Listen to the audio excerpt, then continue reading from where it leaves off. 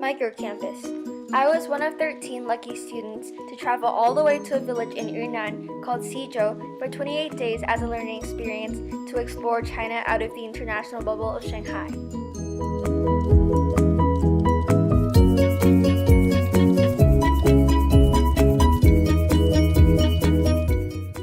Before we left Shanghai, I decided that I wanted to study local spirits, legends, and stories. After arriving in Xizhou, I decided to focus my project more specifically on local legends. I wanted to know what kinds of stories there are in Xizhou and how it ties into their culture. With my final product, I hope to increase awareness of local beliefs and the importance of local culture in Xizhou.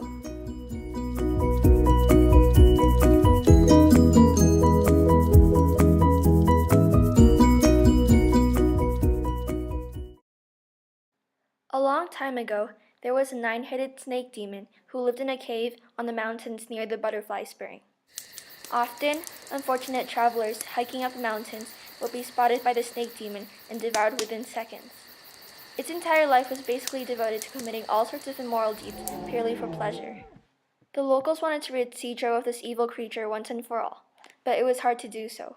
For example, they once marched up to its cave, which was 6 meters high and 4 meters wide, with bombs in their hands. Alas, the demon was extremely clever and relocated to somewhere else as soon as it sensed danger. One day, there was a gathering at a town called Zhoucheng. The demon wanted to attend this gathering, so he transformed into a charming young man. That day, the princess also happened to be at the same gathering, and the two of them were instantly captivated by each other. Since it was love at first sight for both of them, they decided to get married as soon as possible.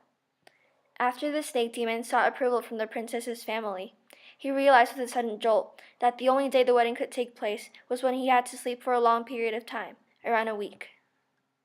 So, he devised a cunning plan.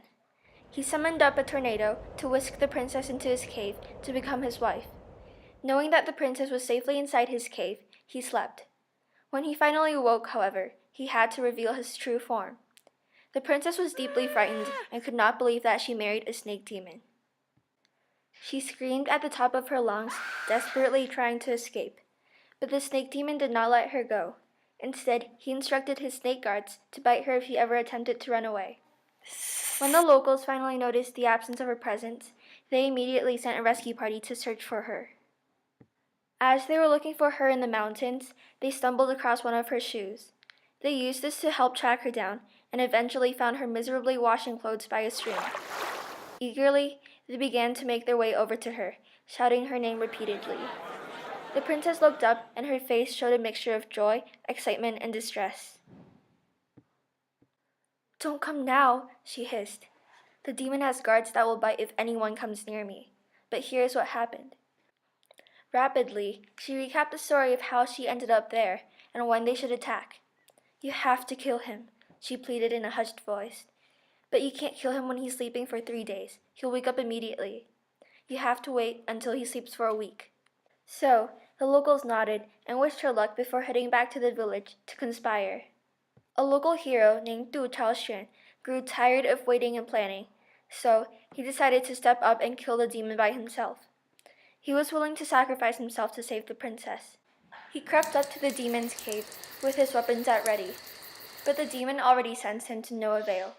Despite the fearsome 9-headed creature that loomed above him, Du squared his shoulders and threw 10 swords at it. These razor-sharp swords embedded themselves all over its body, including both arms and legs. Seeing that this was not of much use, he proceeded to swing another sword in a full circle, slicing off all 9 heads. For a moment, he felt triumphant, but his glory did not last long. 9 heads quickly grew out of the demon's body, replacing its lost ones. Once again, Du chopped off its heads, but each time new heads would grow back. This process was repeated over and over again until the demon finally grew bored. It opened one mouth wide and swallowed Du whole. Unfortunately, Du was digested in a second. However, his weapons remained intact and were cutting it from the inside.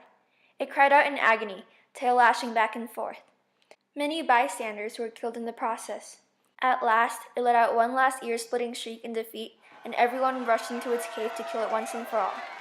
When they knew for sure that it was dead, They sliced its belly open to pull Du out. Then they gave him a thorough bath in preparation for his funeral. Everyone visited his grave and would have to kowtow 3 times in front of it, take 3 steps, and repeat the process twice more until they have kowtowed 9 times. Afterwards, the princess vowed never to marry anyone ever again. She would also visit Du's grave often to burn paper money and other paper items to show her gratitude.